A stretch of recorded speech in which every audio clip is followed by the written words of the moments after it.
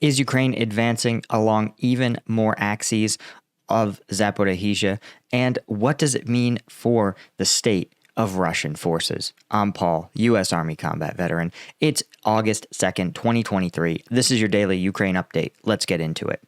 Okay, first let's take a look at the control map. And we finally have 2 days worth of updates, and there's quite a few, right?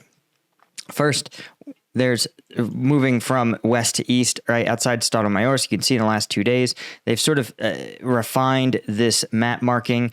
I think the real assessment is just that Ukrainian forces are on the west side of this river and Russian forces on the east side. And it looks like just this is a constraint to the mapping software.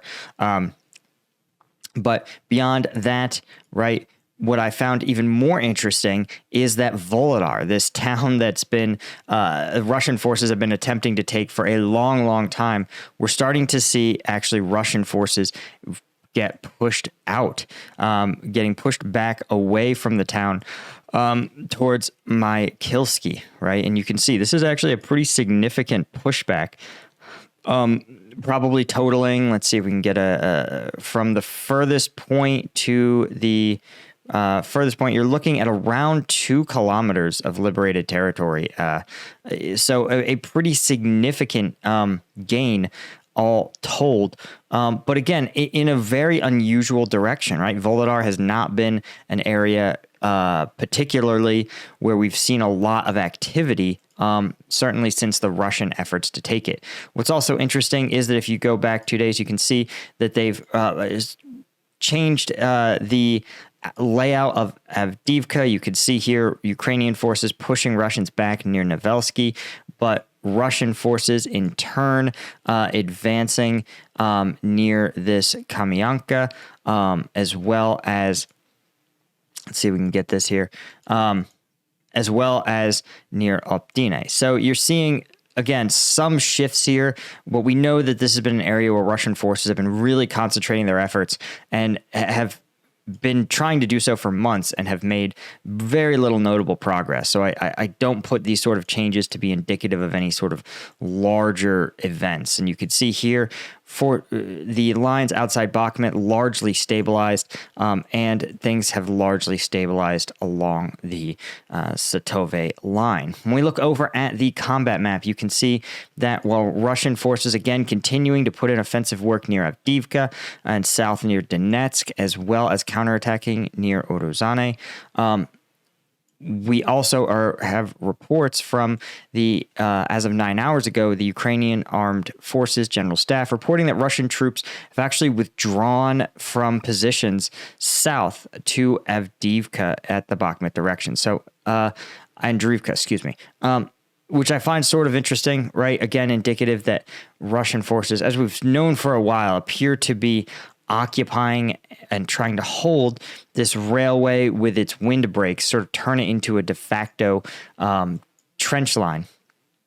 And so I'll be curious to know exactly where they've withdrawn to and where they've withdrawn from. You can see here again, this is reporting something very similar, right? Probably Russian forces. It's probably a reference to Russian forces again withdrawing to this line here and abandoning Andriivka entirely. That'd be my guess. Anyway, one other thing I did want to point out, guys, if you are someone who attends the weekly live streams and you want to support the channel and you want access to some of the exclusive chat emojis, you can become a member.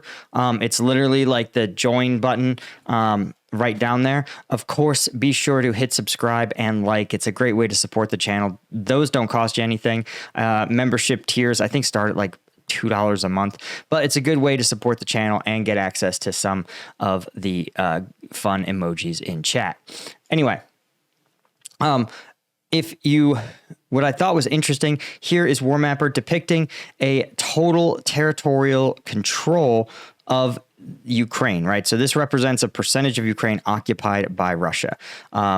Russia occupied about 7% of the country, Crimea and the Donbas in 2022, right? In 2 big swaths of invasion, they ended up peaking at around 25% of Ukraine has been held by Russia at one point or another.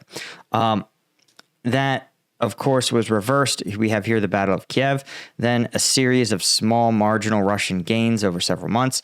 And here you have 1.67 is the Kharkiv offensive, the Kherson offensive, right? 0.45% and 0.73%. This is, again, probably Kherson and the consolidation of the Kharkiv offensive. Then you see how little change has actually happened in the front lines, right? The entire Battle of Bakhmut, Solidar, Wagner's big victory, 1/100% every month in Russia's favor. And then Ukraine's counteroffensive, right? You're looking at 2/100%, 4/100%, and 1/100%. So functionally, we're seeing, when I talk about a stabilization of the front lines, this is exactly what I'm talking about. And if you actually looked at the map of, if you produced a similar chart for the First World War, you would see something very, very similar, where you would have dramatic changes in the front lines in the first 90 days or so, followed by some minor changes, and then finally both sides settling in to a long, protracted conflict with minimal changes. And so I think that's probably reminiscent of what we're seeing here. This conflict is pivoting and becoming its isolated phase, right? What I thought was also interesting, of course, is a new story that Ukraine hopes to hold a peace summit this autumn, according to President Zelensky. Over 40 countries are expected to participate.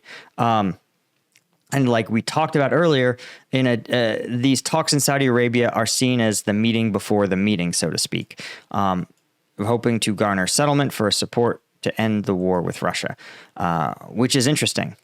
And the summit is based on a 10-point plan outlined by Kiev last fall, which involves, of course, their territorial integrity, withdrawal of Russian troops, and other key principles. But of course, this is probably laying out some of the parameters. Of course, Kiev is going to have its most favorable terms, right? Which is not unreasonable, right? For Kiev to, have their sovereignty fully restored, and not have Russian troops on their land. But they have to they almost certainly realize that part of these negotiations will mean that their ideals are here, Russia's ideals are here, and they're going to have to meet somewhere in the middle. And where they meet is going to be dictated by the realities on the battlefield and who looks like they can sustain this fight longer. Anyway, guys, that's all I had for you. Thank you so much to our Colonel tier members of CombatVetNews.com. I couldn't do this without you guys. Thank you to our Lieutenant tier members. Really, you guys are the ones who sustain me on this. And I will see all you guys in the next one.